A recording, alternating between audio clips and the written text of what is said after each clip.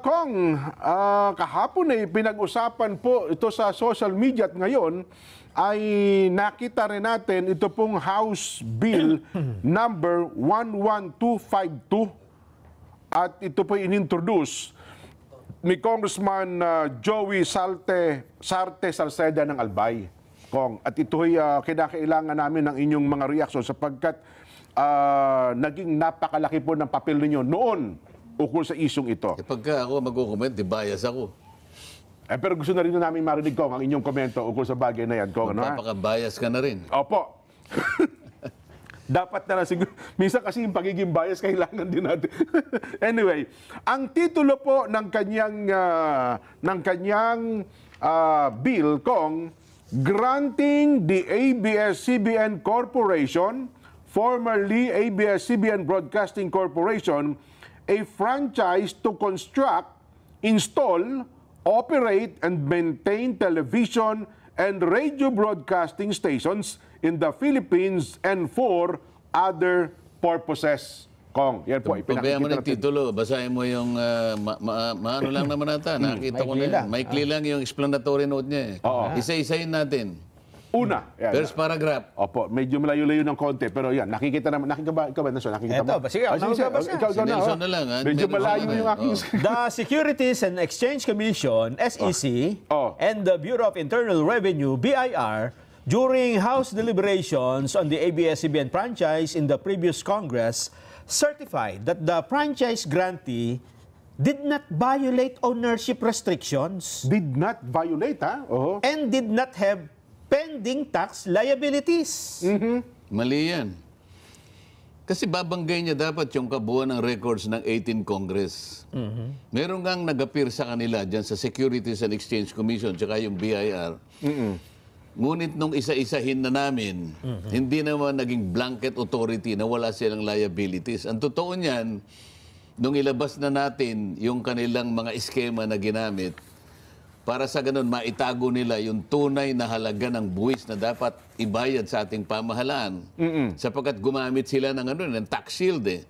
Naalala mo yung Big Dipper? Yes po. Na kanilang ginamit. Sa mga EPSA. Para sa ganun ay maitago nila yung karampatang buwis na dapat ibayad nila sa pamahalaan. Hindi naman nila nasagot yun eh. Ang laki nun yung Big Dipper ginamit nila, unang-una ay... niregister pa nila sa PESA eh. Opo. Sapagkat sa PESA kasi, yung unang 6 na taon mo, wala kang bayad sa tax. Tax holiday ka. Bali, ang babayaran, pagkatapos ng 6 na taon, ang babayaran mo lang is so much percent dun sa gross niya eh. Opo. Parang 6% lang. Hindi kagaya ng isang normal na korporasyon. Kapag nagbayad ka ng corporate income tax, 30% talaga yan. Sa mga tuwid, sa dami ng unang-una, hindi man sila karapat dapat na ma-reistro doon sapagkat hindi naman exporter yung na yun eh. Yung Big Dipper na yun. Maraming komplikasyon ito. At hindi siya nag-export. Ang ginagawa niyang nag-digitalize lamang siya ng content para mapanood sa Netflix at iba pang mga plataforma o platform sa iba't ibang mga kaparaanan. Binigyan din niyo po sa hiringan ko, natatandaan ko yan. Hindi nila nasagot yan. Sa mga tweet, ginamit nilang parang tax evasion mechanism, strategy. At kung susumahin mo nga, bilyon ang dapat na ibinayad nila. Napatunayan namin lahat ito. Pagkatapos sinasabi nitong Securities and Exchange Commission na wala namang problema sa sa citizenship. Did not violate ownership restrictions, Kong. Yun daw ang sabi. Bakit? Hindi naman siya nung puntahan namin sa securities, nung ipa-explica namin sa kanila, nung pagtatanungin na namin sila sa yung tinatawag na Philippine Depositary Receipts, napalitaw ko doon na mali. Itinago nila talaga. Sabi nila kasi ang bumoboto ay yung ABS-CBN mother company. Itinago nila yon. Nung sabihin ko sa kanila, alam mo ka ako, yung control hindi lamang sa pagboto. Miski yung hindi pagboto, control pa rin yan. Walang isip-isip 34 na truck na abogado ang abogado nila ron. Tama po. Ito ay pinag-usapan ito halos isang buwan yata ang pinagtalunan. Pagkatapos sa magitan ng isang maiksing pagpapaliwanag ni Congressman Joey Salceda, sasabihin niya na walang nilabag. Napakababaw na pangangatwiran naman ito. Sana imbitahan mo si Joey Salceda tumupo siya dito sa tabi ko. Ganun po. Para sa ganun ay mapag-usapan nating mabuti. Hindi biro-biro ito. Huwag niya sasabihin na walang paglabag ang ABS-CBN. Yun lamang lupa na kinatatayuan nila ngayon. Naku, isa pa po yan. Oo. Hindi nga naungkat na yun sapagkat wala, nagsara na ang Congress nun eh. Kung may panahon lamang ako nun. Talagang pati yung National Housing Authority, hinahanap ko yung titulo niyan eh. Paano magkakaroon ka ako ng ano yan? Paano makapagtatayo sila ng opisina dyan, ng headquarters? Doon sa main office nila ngayon. Yung lugar na yan ay pag-aari nung tinatawag natin Philippine Housing Corporation, PHHC. Ito yung forerunner ng National Housing Authority. Yan ay subdivision. Ang may-ari niyan, PHHC. Paano ngayon mabibili nila? Ngayon, ang gusto kong itanong sa may-ari ng ABS-CBN, mabuti na lang, sabi ko nga sa'yo, bias na ako eh. Nakikita mo sumusulak na naman ang dugo ko eh. Hindi po ko, pinanood naman kinalkal mo yung masakit sa akin eh. Pagka ganyan talagang makikipagsuntukan ako dyan eh. Tuloy niyo, Kong. Isipin mo, hanapin mo yung deed of sale. Ayaw nilang ipakita. Yung bang deed of sale, hindi mo gagamitin pagkatapos para ma-transfer sa iyo ang pangalan mula doon sa naunang may-ari para ma-transfer mo sa sarili mo, hindi mo kakailanganin yung deed of sale. Kailangan 'yon. O ba tayo nilang ilitaw ang deed of sale? Maliban na ikaw original na may-ari nun ko. Hindi, ang tanong ko, ba't ayaw nilang ilitaw? Dahil merong problema yung deed of sale na yun, kaya ayaw nilang ilitaw. Ngayon pa lang sasabihin ko na. Yung may-ari nun, PHHC. Okay? Gobyerno. Korporasyon yun. Dapat meron silang resolution na binebenta nila sa ABS-CBN doon sa Lopez, yung naunang Lopez. Ang pumirma lang yung presidente. Walang board. Resolution. Invalid yun. Kung questioning ko yun eh. Pinuntahan ko nga yung mga tinatago nila yung mga titulo. Pagka ako pupunta, nagsisipagtago lahat ang mga usap ko eh. Hanggang ngayon. Nako. Pagkatapos sasabihin niya na walang paglabag? Yun daw po sinasabi ng Bakit? Ang magpapatunay ba sa paano yung issue ng national yung citizenship ni Gabi Lopez? Amerikano si Gabi Lopez, pinatunayan niya mismo yun. Ang pinangangatwiranan niya lang, Amerikano ako pero Pilipino ako. Paano ka ako naging Pilipino? Sapagkat ang aking ama ay Pilipino. Ang binabanggit niyang doktrina yung jus sanguinis. Yung by blood. Yung Amerika kasi ay jus soli. So napanganak siya sa Amerika, so ang nag-operate na doktrina jus sanguinis. Jus soli. Kaya American citizen, napanganak sa Boston, 1963. 1952 yata. Kasi yung tanda ni Nelson. Boston, Massachusetts. Bakit hindi mo inirehistro yung iyong birth sa Amerika? Palagay mo, ikaw kasi bata ka pa, so kapapanganak mo lang, hindi ko naman inihingi sa ikaw magrehistro ng iyong pagkapanganak. Pero yung tatay mo, yung nanay mo, ba't hindi ka nirehistro sa pinakamalapit na konsulada? Hindi niya masagot. Palagay mo na, nung ikaw ay magkaisip, na nag-aaral ka na, alam mong Pilipino ka, bakit hindi ka nirehistro? Kahit na late registration, pwede naman. Pwede naman, Nakuha mo lang, naisip mo lang na gumawa siya ng paraan na ma-recognize siya sa Filipino citizen, mahigit na 4 na taon nang nakakaraan. Bakit? 40 taon mahigit. Sa mga katuwid, parang belated afterthought mo lang yan. Parang, siguro magagamit mo lang na convenience dahil paruot parito ka rin dito sa Pilipinas. Tama po. Pero kahit kailan, hindi mo ni-renounce ang iyong citizenship. Sa pinangangatwiran niya, kahit na Amerikano ako, Pilipino naman ako. Paano ka nga naging Pilipino? Dahil ang tatay niya ay Pilipino. Ngunit sabi ko, walang naipakita ang tatay mo na nung ikaw ay napanganak. Nung ikaw ay napanganak, kasi ang applicable na Constitution, 1935 Constitution, dapat yung ama mo Pilipino. Dapat sana nung napanganak ka, pinakita mo na yung tatay mo Pilipino pa rin. Kasi may chance na Amerikano ng tatay niya. Kasi nung nandun siya sa Boston, nag-aaral sa isang military school o university yung tatay niya. Ba tayo mong ipakita? Maraming questionable dito. Ngayon, palagay mo na na Pilipino ka. Tatanggapin ko sandali na Pilipino ka. Opo. Pero, tanggapin mo rin na Amerikano ka. Oo, kanya. Oo. Mali ka din. Bawal na Walang sinasabi ang saligang batas na 100% Pilipino pero may kasama pang isang Amerikano. Walang sinasabi. Ang sinasabi lang ang pagmemayari 100% na Pilipino. Ayun. Wala siyang sinabi na isangkot mo ang yung pagiging Amerikano. Oho. Nako. Nakalagay pa doon, sabi niya, did not have pending tax liabilities doon po sa pinabanggit. Ano? Pinagtatanong namin yan. No? Hindi, kaya lang na po nagawa yun doon po sa isang ganito. Meron lang isang lugar na hiningan ng parang testimony. Hindi blanket authority naman. Kaya nga nung usigin na namin siya doon sa Big Dipper, wala na silang maisagot doon eh. Opo. Wala silang maisagot doon. At to say, second paragraph na, Second paragraph. Oh. The non-renewal of the franchise, however, cost some 11,000 direct jobs. 11,000 direct jobs, ha? Oh. This representation also argued that the information asymmetries that resulted from the loss of an information source caused thousands of new COVID-19 infections during the critical 2020 period. Parang ang gumawa niyan, hindi siya eh. Parang ang gumawa ABS-CBN.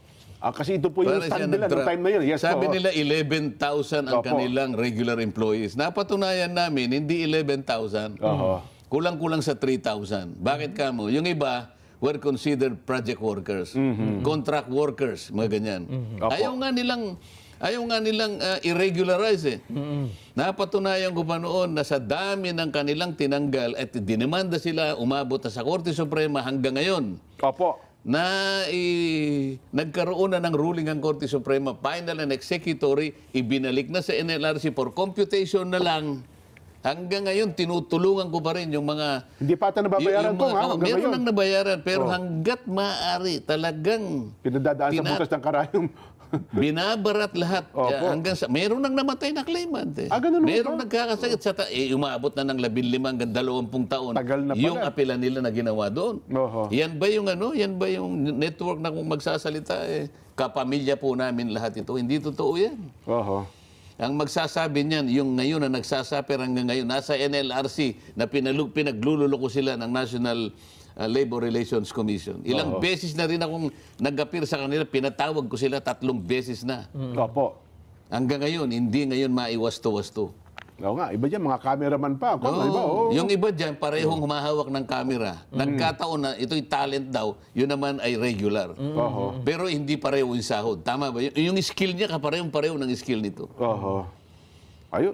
Kaya si Joey, alam mo, pagka nagkita kami niyan, sasabihin ko sa kanya, sinungaling ka, Joey, sasabihin ko sa'yo. Si Joey hindi mo man lang tinignan ng records ng ng House.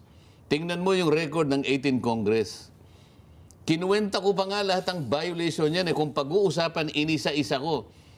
Sapagkat doon sa ating Public Service Act, ang isang utility na nagkaroon ng paglabag, merong penalty na 200 pesos per day per violation. Ganun mo pala, 200 pesos per day. Kinuwenta ko eh.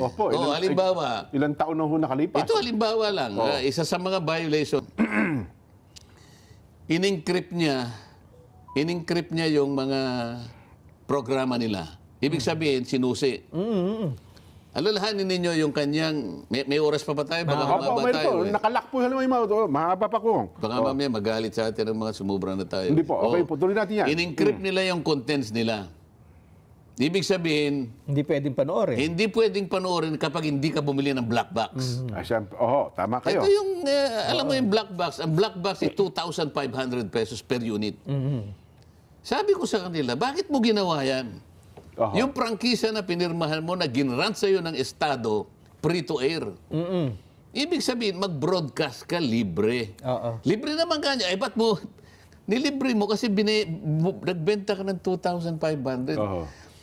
Bumili ka ng black box sa raw na hindi galing sa kanila, hindi mo papanood kahit may black box ka. Kasi dapat black box ng ABS-CBN. Tama po. So ilang milyon yung inano niya? Ilang milyon yung kanyang ibinenta? 2,500 bawat isa. Ilang milyong pamilya ang binentahan. Inisa-isa ko ng 200 yan. Pagkatapos yung mag-migrate sila from analog to digital. Opo. Sinabi ng NTC sa kanila, okay, bibigyan kayo namin ng 3 months to migrate from analog to digital. Pagkatapos nito, lahat ng equipment na ginamit nyo, pinahiram nila yung Channel 43. No? Opo. Dito nyo gamitin para sa ganun, makalipat kayo doon. Pagkatapos ng 3 buwan, lahat ng equipment na yan, i-re-export ninyo. Yun ang usapan eh. Pero 3 buwan Opo. ang testing period. Okay. Demonstration period ang tawag dyan. Ilang taon na ito na alam ko pa eh. Opo. Yung iba na yung mga detalye nakakalimot. Pero yung iba, pagkatapos, sabi niya ganan, ibenta mo, export. Hindi nila na-export, binilang ko uli yung mga yan. Opo. Sabi niya 3 months lang. Alam mo kung kailan tumagal yon? Hindi porman, 4 na taon at 3 buwan. Kinuwenta ko na naman yan. Opo. Ano sabi ng NTC? Kasi sumulat sila.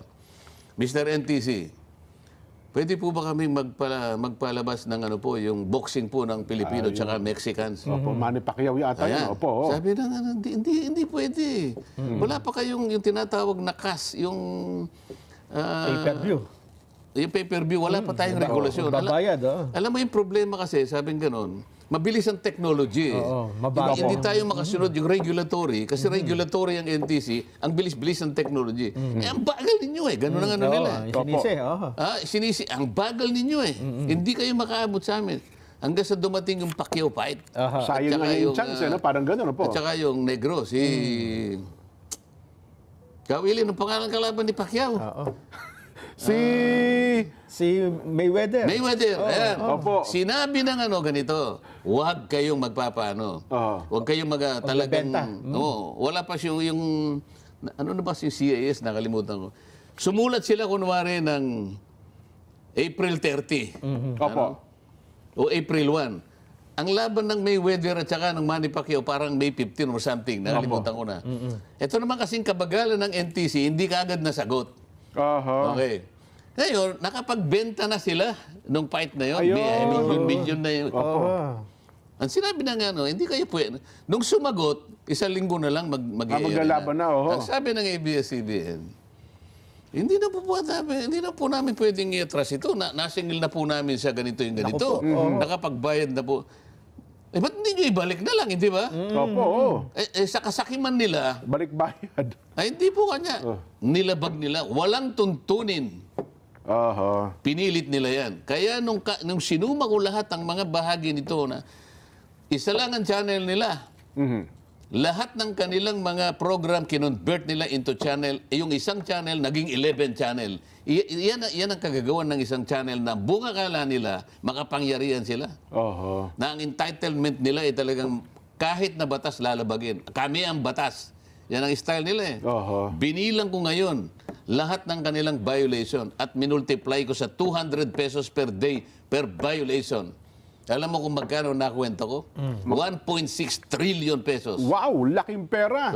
Pagkatapos sasabihin ni Joey Salceda na kumakandidato ng gobernador ng Albay. Nako, Sana narinig po ninyo sa mga mamamayan ng Albay.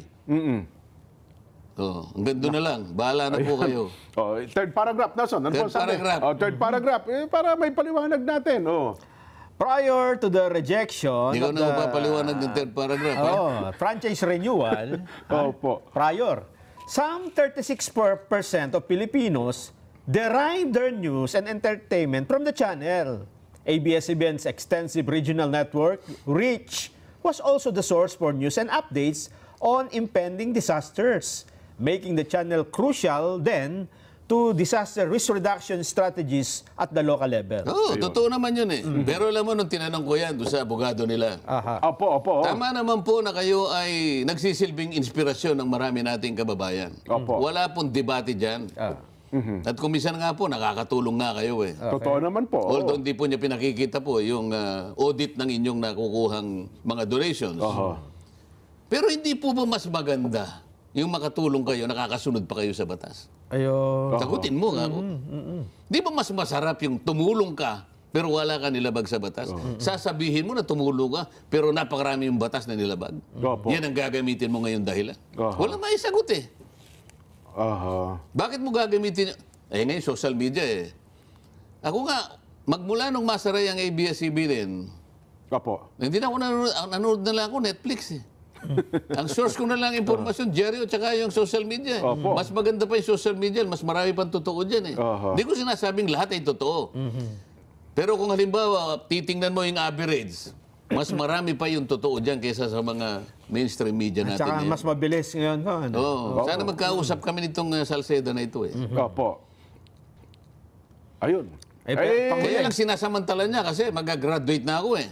Ayun na nga po, Kong. Hindi, ang balita nga natin, Kong, hanggang papaspasan daw ata ito hanggang bago magsimula pang itong mga buwan na ito, Kong. Pwede ba nilang gawin yon?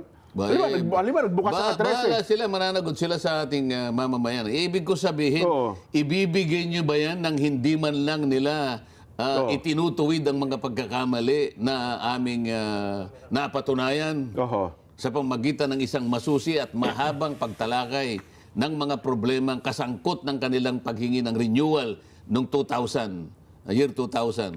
Isip-isipin mo kasagsagan ng COVID-19, yan pa yung aming pinag-uusapan. Totoo po, Kong. May mga hearing noon kayo, marami nakamaskara pa kayo dyan, Kong. Pero pantay ang labanan, patas ang labanan, hindi kagaya ng Quadcom. Sapagkat ang abogado nila, sinasabi ko sa iyo, everyday ibang set. Totoo po. Oo. Battery of lawyers ang kaharap nyo doon. Talagang baterya, di baterya talaga. Oo. Yung last part. Masasabi ba natin hindi patas sa labanan? Ay, At saka nakapagkokonsulta. At marami pa silang ginagamit na kagaya ng gamit mo ngayon. Samantalang ako, yellow pad lang ang gamit ko. Ito to, Kong, yung pinakamaganda yung huli. Yung pinakahuli. Yung pinakahuli. Yung sabi niya. Given the merits of renewing the franchise, as well as the clarifications made by the government agencies Niliwanag daw ng mga government agencies, over certain allegations against the grantee, this representation urges Congress to reconsider the non-renewal of the franchise by the previous Congress. Yun. In view of the foregoing, the approval of this bill is urgently sought. Urgently sought. Joey Sarte Salceda. Sagutin mo, Jen.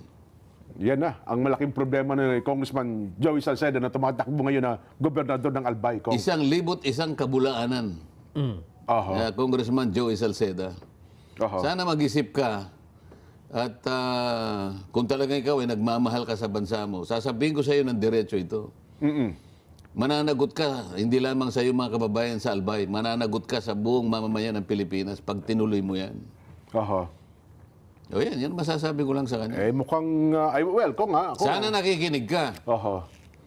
Sana. Tignan natin ko kasi may mga bali-balita nga tayo. Talagang pagkahain at pagdating daw po ata sa Lunes, ng opening, pagang isa sa papaspasan daw ata nila ito. Ilitaw natin ngayon yung kanilang yung pilitin natin ngayon sinuhin. Nasaan yung nasaan yung titulo ninyo dyan? Yung lupa. Oo nga pala. Alam mo ba na isa sa napatunayan, nagkulang lang ng panahon, namatay kasi si Congressman Datol. Nga pala, si Siya yung Datol. kukuha ng certification. Pati yung kanilang transmitter diyan ay walang building permit. Saan ka naman nakakita pinakamataas na transmitter sa ating bansa? Ginawa yan ng walang building permit. Kaya nga dati Sige nga, sinasabi ko sa inyo, pagka pinakamakapangyarihan, pinakama-influensyang network, walang batas-batas sa kanila, magtatayo ka lang ng barong-barong, may building permit ka eh. Totoo. Kahit ano lang, dito sa higpit ng sa Quezon City, ito magtatayo ka ng napakataas na transmitter, walang building permit. Diyan mo susukatin kung anong klaseng mga tao yan. Sasabihin ngayon ng Joey Salceda, walang paglabag. Ipakita mo sa akin, Joey Salceda, na merong building permit, yung transmit, diyan lang magkakalintikan tayo.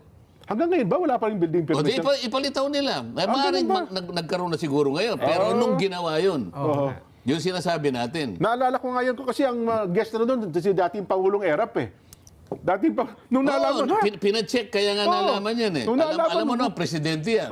Pupunta dyan. Ngayon, naging basic na sa yung mga staff, titingnan mo na. May building permit. May kaibay, ganyan. Kaya nga nung pinakita, wala silang may pakitang building permit. Wala pa ng building permit. Dito pa lang anong sasabihin mo ngayon na walang paglabag? Nako. Ibig mo sabihin, isang certification na manggagaling sa Securities and Exchange Commission, sapat na yon? Humarap sa amin ang Securities and Exchange Commission. Pero pagka ito inihain Kong, ano po ito? Pagtatalunan ba ito? Pagtatalunan po ba ito sa plenaryo, sa bahala na komite? sila. Kasi ako nga, sabi ko nga sa iyo,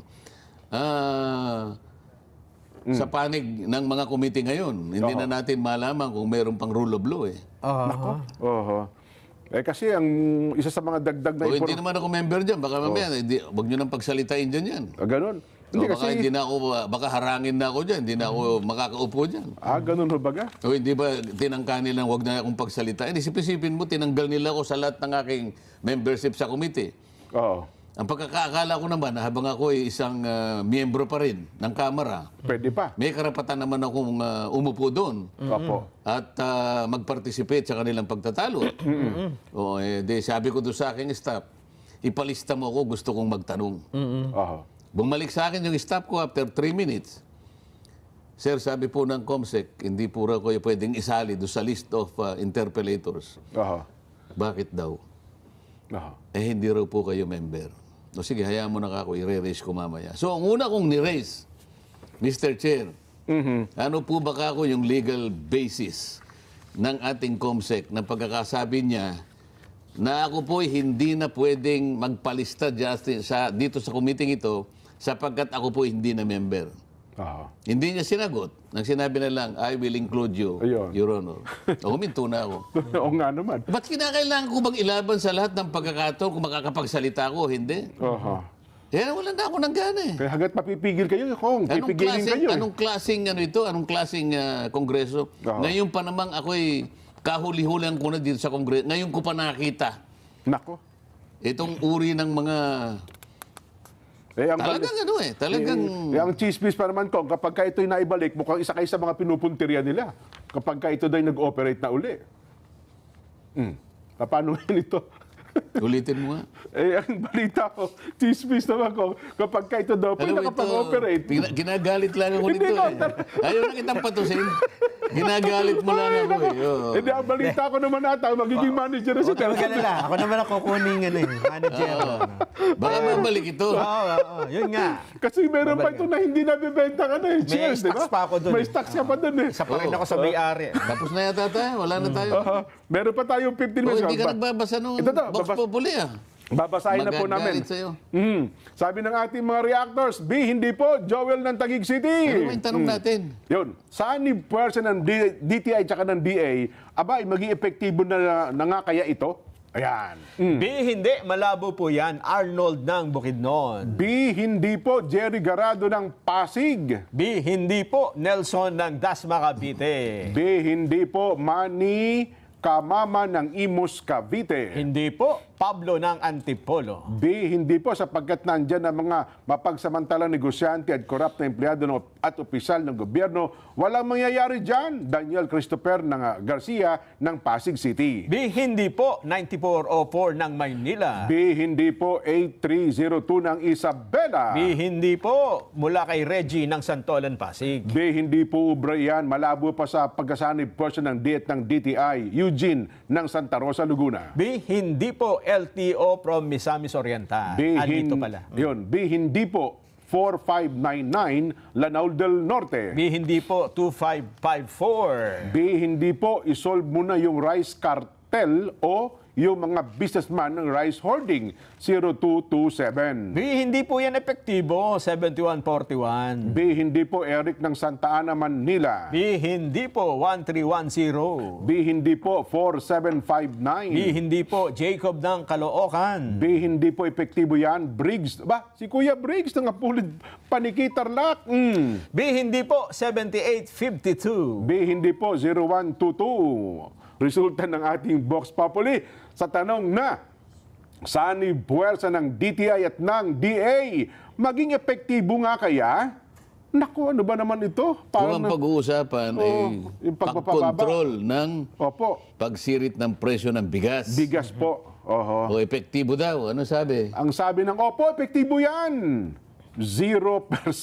Naku po. Walang naniniwala? Ang nagsabi ng hindi po epektibo yan, 100%.